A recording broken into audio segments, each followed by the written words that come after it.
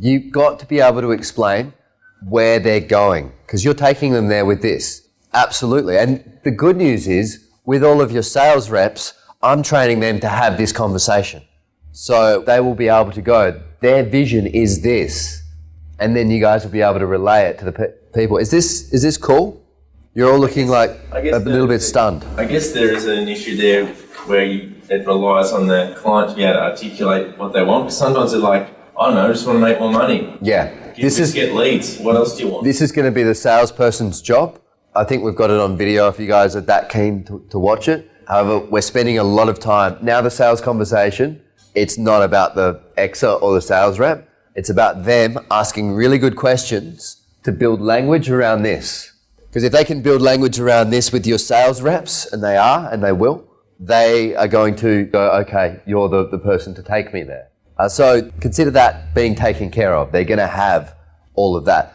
You guys need to really make sure that the reps are communicating this to you really well. So then you can take this to the team and go, this is the vision, this is what they're creating, and we're helping them get there, and you guys are part of this.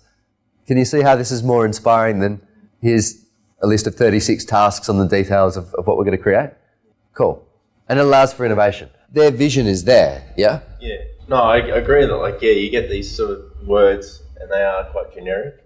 Yeah, we want more inquiries. Well, everyone wants more inquiries. Yeah. Make more money. Well, everyone wants more. That's a beautiful point. This is how you get around that. Can I explain something to you? So, teach me. Yeah, let's do it. Let's go. Tell me you want more inquiries. Yeah, I just want more inquiries. You want more inquiries. Okay. Yeah, that's really great. What's the purpose of more inquiries? What will that give you? Make more money. So you'll make more money, yeah. And for the business, what will that allow you to do? Well, I guess we can, keep employed people and we can have a bigger team and maybe create more awareness and... So I've just chunked you up to growth, contribution, bigger team. And what will employing more people, growing, contributing to that team, what will that give you? Well, I guess a sense of helping people, giving them a purpose, making more customers happy. Yeah.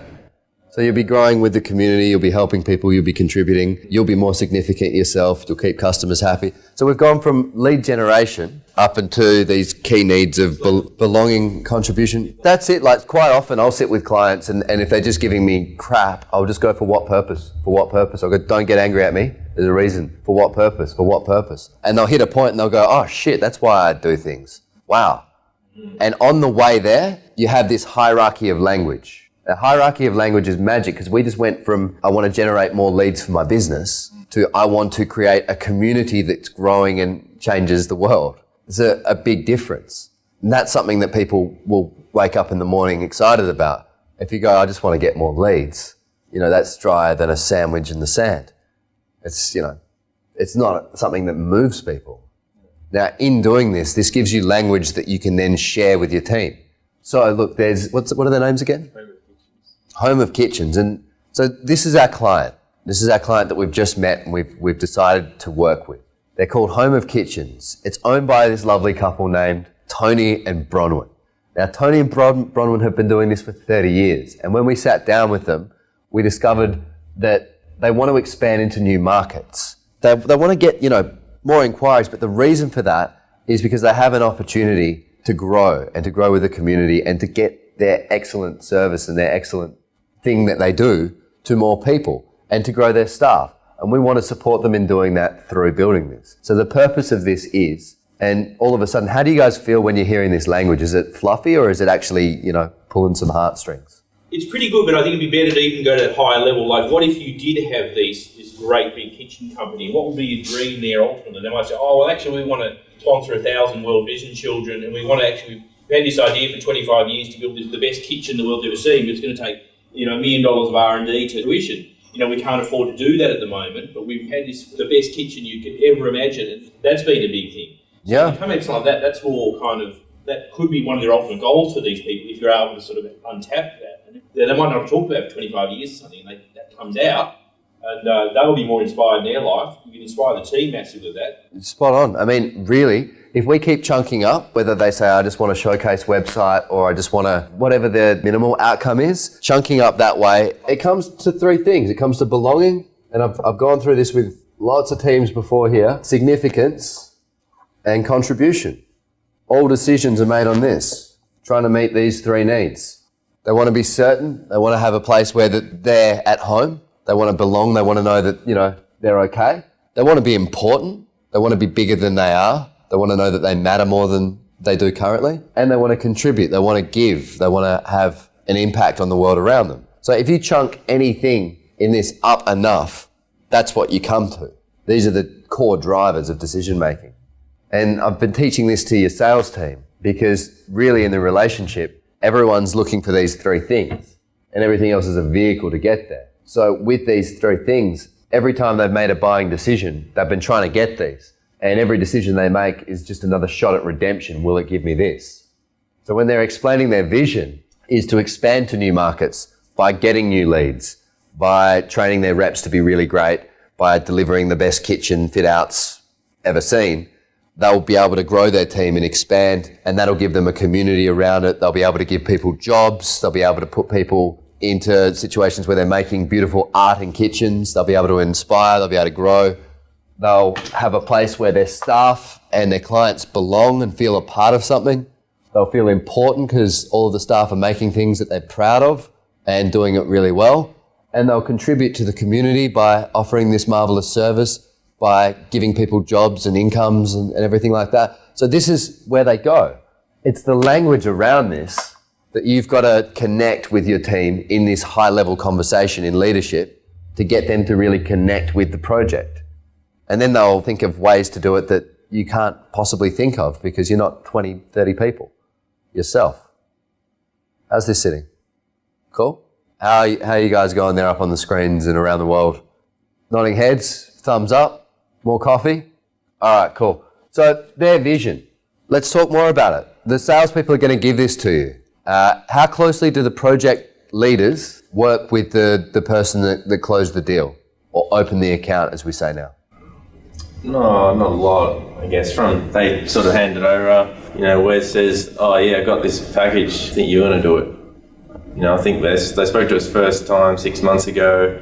They just want a nice new website, and I'm not trying to be critical of Wes, I'm just trying to remember. It was a brief conversation. That's a good thing to have. So currently, the salesperson gets the deal, they sign on the line that's dotted, they go, right, thank you, we're going to make this work, great conversation, and then they walk to you and they go, here's the thing, they need this website. Can you call them? Here's a bit of a scope, can you call them? That's the current process? Well, actually, I've said for years one of the reasons I reckon Alan does really well, both in sales and with his projects as well. He always comes back, he's always a great storyteller. He comes back, he tells a story about Joan and Bronwyn, or Tom and Bronwyn, and they're really great people, and they're one of the Collingwood supporters, so come on, or Richmond supporter, if it's Jason or whatever, or their son married to Richmond or something like that, bringing football somehow, and they're really great people with these big goals, and they want to do this and this. He tells a story about every client, I think, and I think he just something naturally does, but we need to get more of that probably from all the people, rather than just, is thinking the core builder.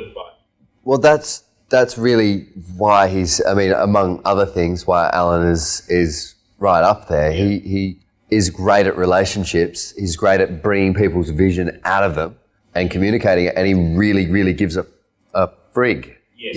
Yes, I think he genuinely does. Yeah, it's hard to miss that with people when they're there.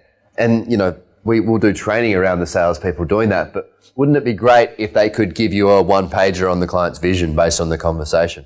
So when you're speaking to your team and you're explaining how you're going to get this project going, that's what you start with. And it should have who they are, where they are now, what their dream is, what their vision is, what they want to create with you. What else do we need to add to this? Ideas? What comes after vision? Mission. Thank you, Peter. Mission. This is how you're going to get them there. So their vision, where are they going? Can I give you just before we go to mission, there's something I should add to this. Is it cool if I give you another thing? You should probably write this down. It's a really good one. When you're talking about vision with people, if you've got a team, you need to speak in this language. VAKD. So V is visual. It looks like this. Their vision looks like this. They're going to have all of these stores that look really great.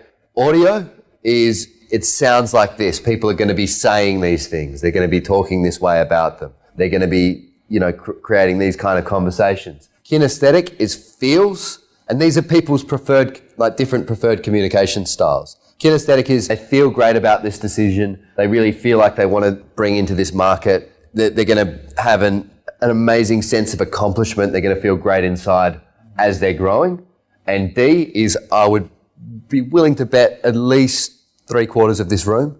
D is details or audio digital. So that's lists. So all the things they want is check 1, 2, 3, 4, 5, 6, 7, 8, 9, 10. They want to have the great website, the lead generation. That's somebody that thinks in lists. Who thinks in lists? Can I get a show of hands? Peter? Anyone else? There's hands up like that. What about around the world? Do you guys think in lists? Do you think visually? Do you think audio? Or do you think with your feelings? All of them, yeah. So these are people's preferred communication styles. We could do a day on this, we're not going to. But all I'm saying is when you're explaining a vision, what does it look like?